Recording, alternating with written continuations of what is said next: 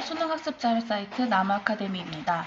지난 영상에서는 2021학년도 EBS 수능 특강에 수록된 꼭두각시 노름 지문을 분석하고 정리해 보았는데요. 이번 영상에서는 꼭두각시 노름에 대한 문제 4문제 정도를 같이 풀어보려고 합니다. 먼저 수능 특강 수록 문제를 변형한 문제입니다. 2번을 보실게요. 보기를 참고하여 윗글의 인물에 대해 이해한 내용으로 가장 적절한 것은 꼭두는 예부터 인형을 가리키는 말로 인형의 모양은 인물의 특징을 상징적으로 보여준다. 그럼 이 문제는 인형의 모양이랑 인물의 특징을 잘 연결했는지를 묻는 문제겠죠. 그럼 1번 안색이 창백한 박첨지 인형은 향토꾼을 하고 싶지만 할 수 없는 박첨지의 연약함과 더불어 무능함을 보여주기 위한 것이겠군. 박첨지 인형의 안색이 창백한 것은 맞지만 박첨지가 향토꾼을 하고 싶어 했다는 내용을 본문에서 확인할 수가 없죠. 그리고 박첨지가 연약하고 무능하다는 것도 박첨지의 특징이 아닙니다.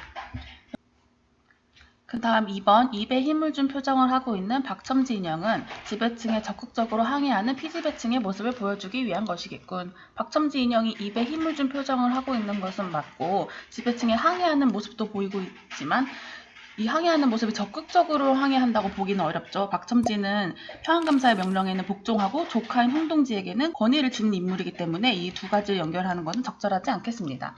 3번 두 팔을 움직일 수 있는 홍동지 인형은 다른 향토꾼 없이도 상야를 잘 메고 가는 기운이 센 홍동지의 모습을 보여주기 위한 것이겠군. 홍동지가 두 팔을 움직일 수 있는 형태로 제작되어 있고 본문에서 살펴보면 기운이 역사요.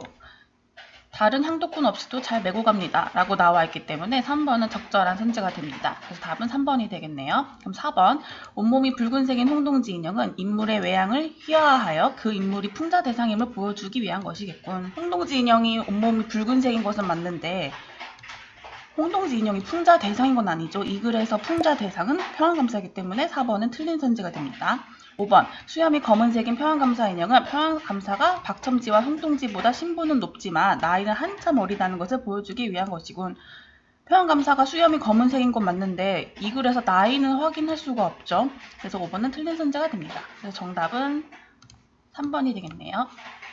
이어서 다른 객관식 문제도 살펴보도록 하겠습니다.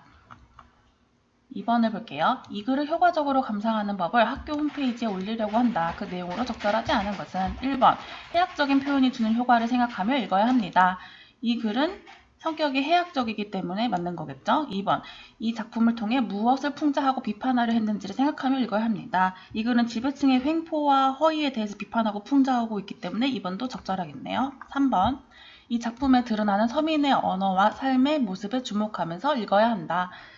이 작품의 방언과 비속한 표현 등 서민의 언어가 사용되었기 때문에 맞겠죠. 4번 인물 간의 갈등이 완전히 해소될 수 있었던 결정적 계기가 무엇인지 생각하면서 읽어야 한다. 이 글에서는 인물 간의 갈등이 완전히 해소되는 것이 아니기 때문에 4번이 답이 되겠네요. 5번 지배층과 피지배층으로 나뉘는 사회를 배경으로 했다는 점에 주목하며 읽어야 한다. 이것도 맞는 말이겠죠. 그 다음에 8번을 볼게요. 가와 유사한 방식으로 웃음을 유발하고 있는 것은 가는 평안감사가 문안이고 문바뀌고 라고 하면서 홍동지가 말한 문안에 대해서 동음이어를 이용한 언어 유희가 드러나는 부분이죠. 그럼 동음이어로 언어 유희를 사용한 걸 찾으면 되겠네요. 1번 등 밀쳐내니 어찌하니 명관인가? 아니죠. 2번 인계 읽고 과줄 들고 병부 읽고 송편 들고 동음이어 안 나타나죠. 3번 추워라 문 들어온다. 바람 받아라 물 마른다 목 들어라.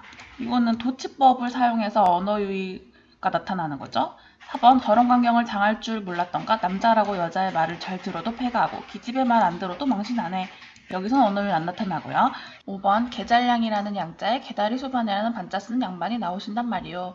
양반의 양자와 양반의 반자 이렇게 동음이어를 이용한 언어 유희가 나타나기 때문에 답은 5번이 되겠습니다. 마지막으로 서술형 문제를 살펴보도록 하겠습니다. 1번을 볼게요. 윗글에 나타난 인물들 간의 갈등을 조건에 따라 서술하시오. 두 문장으로 서술하되 첫 번째 문장은 윗글에는 뭐뭐와 뭐뭐의 갈등이 나타나 있다의 문장 형식을 따를 것. 두 번째 문장은 각 인물이 어떤 모습을 보여주는지 아래 단어를 포함하여 서술할 것. 그럼 지배층과 피지배층이란 단어를 이용해서 서술하면 되겠네요. 그럼 첫 번째 문장은 윗글에는 누구와 누구의 갈등이 나타나 있죠?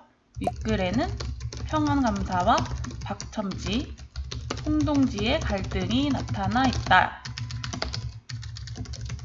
이렇게 첫 번째 문장을 쓰면 되고, 두 번째 문장은 각 인물이 어떤 모습을 보여주는지 쓰면 되죠.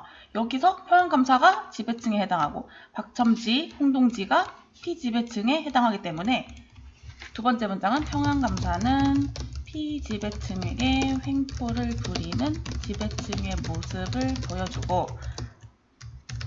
박첨지와 홍동지는 지배층에 도전하고 반항하는 피지배층의 모습을 보여준다. 이렇게 쓰면 되겠네요.